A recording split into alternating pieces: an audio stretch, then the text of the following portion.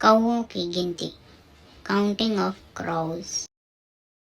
तेनालीराम की बुद्धिमता और हाजिर जवाबी से महाराज कृष्णदेव अच्छी तरह से परिचित थे।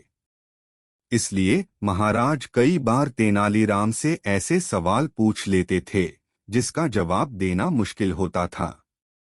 कोई और होता तो महाराज के सवाल सुनकर अपना सिर पकड़ लेता, लेकिन तेनालीराम के पास तो जैसे हर मर्ज की दवा थी और हार मानना तो जैसे उन्होंने सीखा ही नहीं था।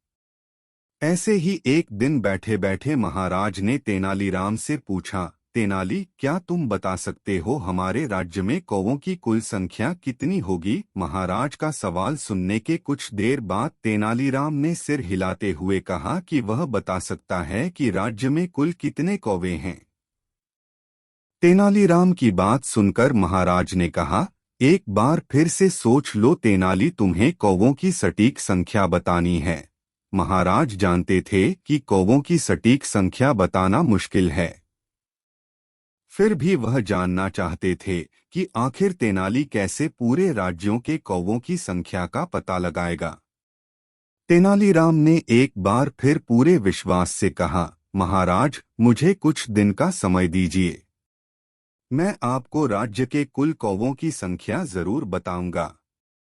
महाराज को लगा कि तेनालीराम जरूर उनका मूर्ख बनाना चाहता है। महाराज ने तेनालीराम से कहा कि अगर वह ठीक एक सप्ताह बाद उन्हें राज्य के कौवों की संख्या नहीं बता पाया तो उसे मृत्यु दंड दिया जाएगा। महाराज की बात सुनकर तेनालीराम ने दोबारा विश्वास से कहा, निश्चिंत रहिए महाराज, आपको आपके प्रश्न का सटीक उत्तर अगले हफ्ते तक मिल जाएगा। इसके बाद महाराज से अनुमति लेकर तेनालीराम चले गए। ठीक एक सप्ताह बाद तेनालीराम महाराज के समक्ष पहुंचे।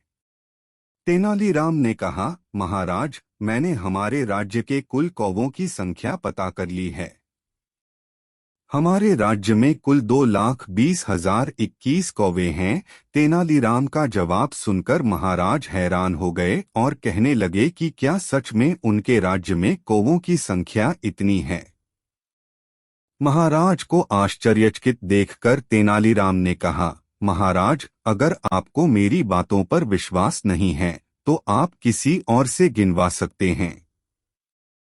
महाराज ने कहा, अगर कौवों की गिनती कम ज्यादा हुई तो क्या तुम मृत्युदंड के लिए तैयार हो? महाराज की बात सुनकर तेनालीराम ने कहा, मुझे पूरा विश्वास है कि हमारे राज्य में कौवों की संख्या 2,20,021 ही है।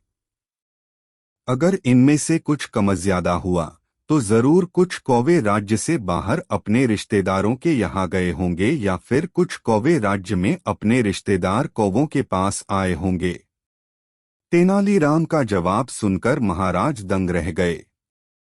महाराज को उनके सवाल का सटीक जवाब मिल चुका था और वह तेनालीराम की बुद्धिमता के कायल हो गए।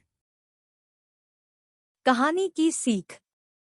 इस दुनिया में बुद्धि से बड़ा कोई बल नहीं होता। अगर बुद्धिमता व सूझबूझ से काम लिया जाए तो जटिल से जटिल समस्या व सवालों का हल निकाला जा सकता है। इस वीडियो को लाइक करें, हमारे चैनल को सब्सक्राइब करें और बेल आइकन जरूर प्रेस करें